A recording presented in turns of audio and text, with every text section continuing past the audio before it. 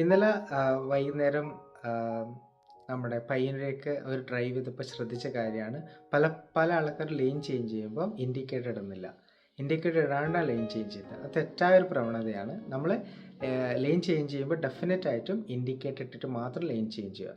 അതോടൊപ്പം ശ്രദ്ധിക്കേണ്ട കാര്യം എന്ന് വെച്ചാൽ, ലെയിൻ ചേഞ്ച് ചെയ്യുമ്പോൾ നമ്മൾ ആ ഏത് ലെയിനിലേക്കാണോ നമ്മൾ ചേഞ്ച് ചെയ്യുന്നത് ആ ലെയിനിൽ സേഫായിട്ട് ലാൻഡ് ചെയ്യാൻ പറ്റുമോ എന്നും കൂടെ നോക്കണം.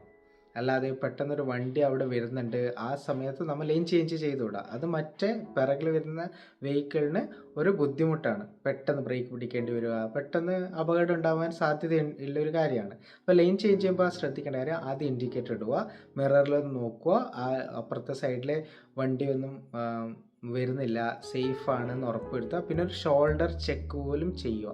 ഷോൾഡർ ചെക്ക് എന്ന് വെച്ചാൽ ബ്ലൈൻഡ് സ്പോട്ട് ചെക്ക് ചെയ്യാണ്. നമ്മുടെ പുറകിൽ നമുക്ക് കാണാത്തൊരു ഏരിയ ഉണ്ട്, നമ്മളെ മിററിലൂടെ കൂടെ നോക്കിയാൽ പോലും കാണാത്തൊരു ഏരിയ ഉണ്ട്, അതാണ് ബ്ലൈൻഡ് സ്പോട്ട്. ആ ബ്ലൈൻഡ് സ്പോട്ട് കൂടെ ചെക്ക് ചെയ്ത ശേഷം മാത്രം ആ ലെയിനിലേക്ക് മാറുക.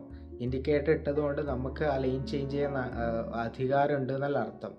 സേഫായിട്ട് നമ്മൾ തന്നെ ശ്രദ്ധിച്ചിട്ട് വേണം ലെയിൻ ചേഞ്ച് ചെയ്യാൻ. ഇനി കുറേ വെഹിക്കിൾസ് കൂടിക്കൊണ്ടിരിക്കും, അപ്പോൾ നമ്മൾ ലെയിൻ ചേഞ്ച് ചെയ്യുന്നത് കറക്റ്റ് റൂൾ ഫോളോ ചെയ്ത് തന്നെ ലെയിൻ ചേഞ്ച് ചെയ്യുക. എന്നാൽ കുറേ നമുക്ക് അപകടങ്ങൾ ഒഴിവാക്കാൻ പറ്റും.